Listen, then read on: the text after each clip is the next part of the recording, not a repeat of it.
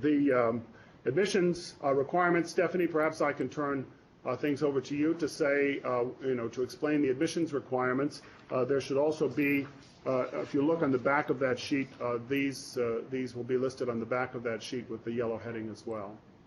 Absolutely. Thank you, Jonathan. The admissions requirements are, very comprehensive in nature. We do require myriad documents be submitted to our office because we consider ourselves to be very thorough in how we review applicants. The first requirement that we ask all applicants to submit are all transcripts from every institution that you may have attended, institution of higher learning, that is.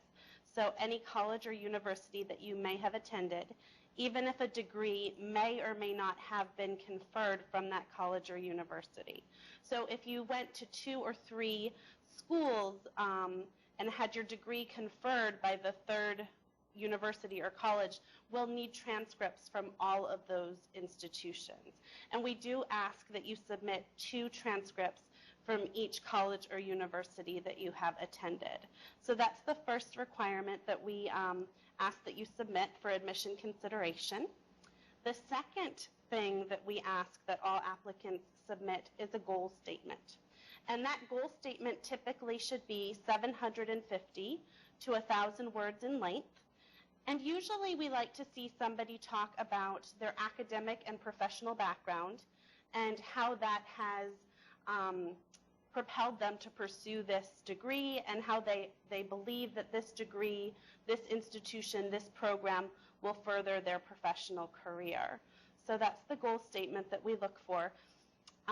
In conjunction with that, we ask that all applicants submit a current resume. And that way we are able to see at a glance your professional history and background. There's no specific format that we require for the resume. So any style or format is absolutely acceptable, but we do ask that you submit a current or updated resume.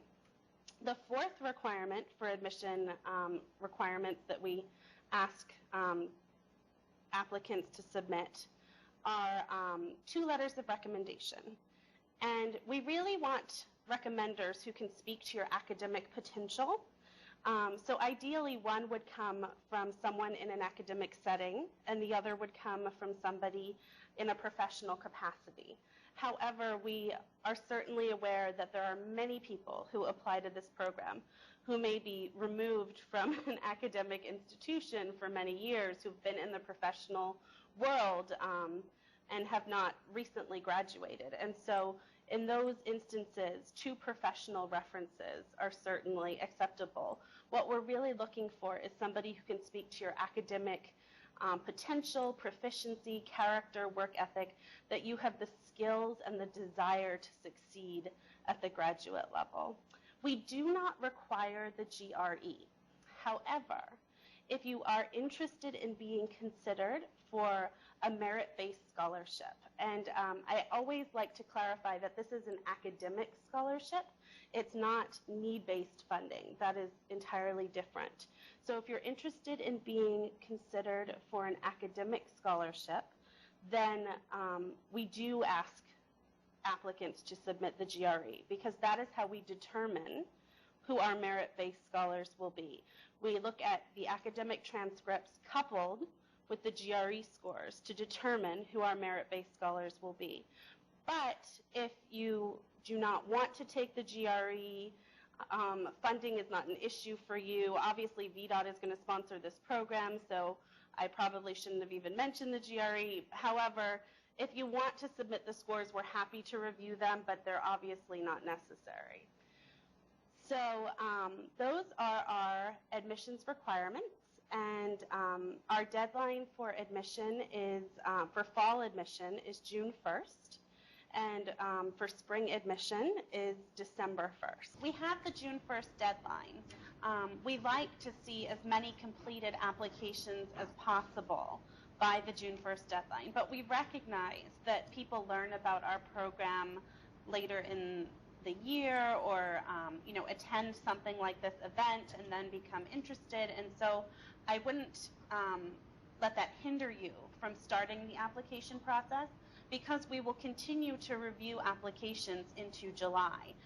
It really would just be most beneficial to have submitted the actual application by June 1st if possible, but we do our best to continue reviewing applications until we are no longer able.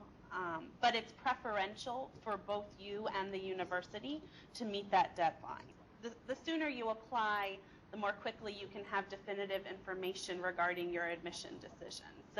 But please don't let that hinder you. On the website, sometimes there are different websites that you can view. There's a general admissions website, and then there's our admissions website. And if you have a pen handy, it might be useful to write it down. Ours is policy.gmu.edu. And all of the information on that website is the most up-to-date and current. And so I would encourage you to look there. We do accept bits of application documentation piecemeal. The general admissions website says that it all needs to be packaged neatly together and come to our office in one envelope. But we do have myriad applicants who submit the application, and then their transcripts come directly from the institutions to our office, and then their letters of recommendations come in. So please don't feel that you have to hold on to your application until you have all of the necessary credentials. Go ahead and start submitting things to us as they become readily available so that we're able to start processing them. And then as soon as your application is complete, our admissions committee, we can sit down and review it accordingly.